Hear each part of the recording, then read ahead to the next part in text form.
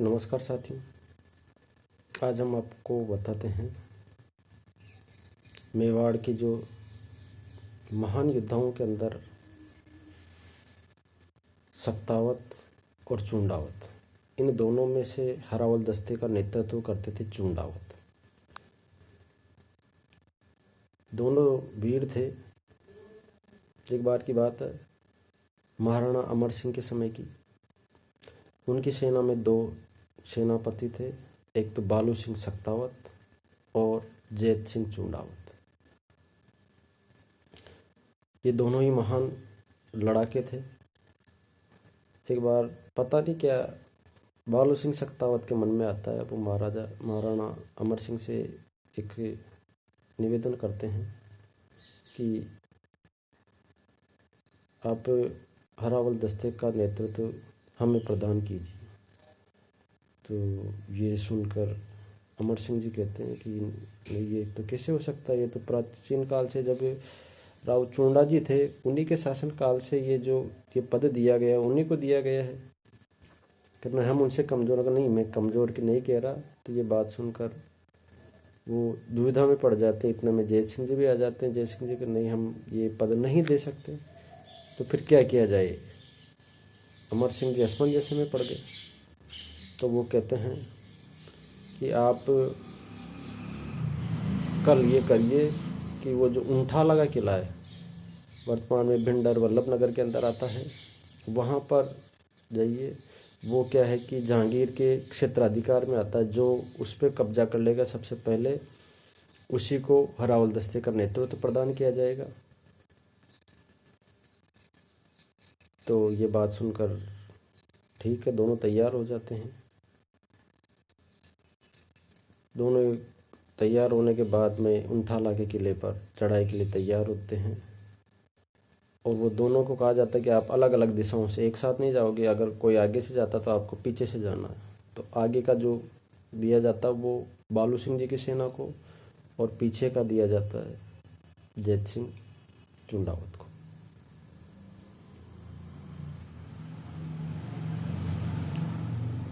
दोनों सेनाएं युद्ध के लिए प्रारंभ होती है। बालू सिंह अपने हाथी पर बैठकर मुख्य दुर्ग के द्वार पर खड़े होते हैं। गेट को तोड़ना प्रारंभ करते हैं, गेट नहीं टूटता है। तो अंततः उनको गुस्सा आता है बालू सिंह को, क्योंकि उस गेट पर क्या है कि नुकीले बड़े बड़े किले थे, जो उस पर हाथी सिर की नहीं मारता, चुभते थे वो। तो सहसा बालू सिंह हाथी से नीचे उतर कर कहता है कि हटो, मेरे को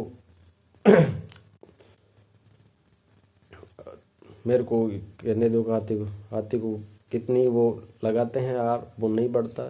फिर वो कहते हैं कि सहसा मैं आगे आ जाता हूँ गेट पे, और तुम इसको मेरे पर सिर से चोट मरवाओ। तो मावत कहता है कि हुकुम, हमने आपका नमक खाया, हम यहाँ पर कैसे वार कर सकते हैं। तो करने के बाद भी हम उन पर वार नहीं करवाता। फिर वो ये मेरा आदेश है। आदेश कहने के बाद में वो जो वहाँ मावत बैठा होता है हाथी पर, वो चोट मरवाता है। कीलों को पकड़कर वीर बालू सिंह से सक्तावत अपने कर्तव्य का पालन करते हुए कहते हैं कि चढ़ाओ। इतने चढ़ाओ कहते हैं, वो क्या है कि वो उसके मारता भाले की मारते ही हाथी चिंगाड़ते हुए गेट कर मारता है चोट। तो बालू सिंह के शरीर में से रक्त की पिचकारियाँ उछलती और वो गेट टूट जाता है। दूसरी तरफ रावत जीता है, जेताजी चूंडावत, वो ऊपर चढ़ रहे हैं। चढ़ते चढ़ते हैं, अंदर से जहांगीर के सेनापति गोली लगाते हैं, उनके कंधे में गोली लग जाती है और वो उस पर चढ़ नहीं पाते हैं। फिर भी वो प्रयास करते हैं कि हम चढ़ नहीं पाते हैं। तो ये करते हैं, उन अपने सैनिकों को कहते हैं कि मैं अपनी ये करना, तुम मेरी गर्दन को काट कर अंदर की तरफ फेंक देना, क्योंकि ऊपर नहीं चढ़ सकता, मेरे हाथ के लग गई। तो वो कहते हैं हम आपका वध कैसे कर सकते हैं। तो वो कहते हैं कि मेरा आदेश है। तो वो अपने आप हाथ से अपनी गर्दन काटते हैं। गर्दन काटने के बाद फिर अपनी स्वयं की गर्दन को किले में फेंकते हैं। इधर से गेट खुलता है और उधर से गेट खुलते ही जो जेताजी चुंडावत उनकी जो गर्दन है बिल्कुल सामने आकर गिरती है। तो उस किले में स्थिति ये हो गई कि दोनों बराबर है, कोई ये नहीं कह सकता कि वो जीता।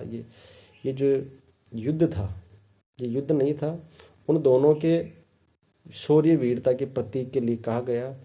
और अंततः उनकी जो वीरता है उनसे प्रसन्न होकर ये कहा कि आपको जैसे ये है कि दोनों सूरमाओं को बराबर आंकना, कि जैसे ये किसी से कम नहीं, आप दोनों किसी से कम, आप दोनों श्रेष्ठ हो। जिस प्रकार दिन के समय सूर्य की आवश्यकता है और रात के समय चंद्रमा की आवश्यकता है, इसीलिए आप दोनों की आवश्यकता है हमारे मेवाड़ को है। तो हम आपकी वीरता को नकार नहीं सकते। तो ऐसे जो महान शक्तावतीर बालू सिंह जी और चेत सिंह जी चुंडावत, उनके बारे में हमने बचपन में पढ़ा था। आप भी अपने बच्चों को पढ़ाइए ताकि हम उनसे प्रेरणा ले सकें। ऐसे ऐसे महान योद्धा थे जो अपनी आने वाली पीढ़ी के लिए अपने प्राणों को न्यौछावर कर जाते हैं। जय हिंद, जय भारत।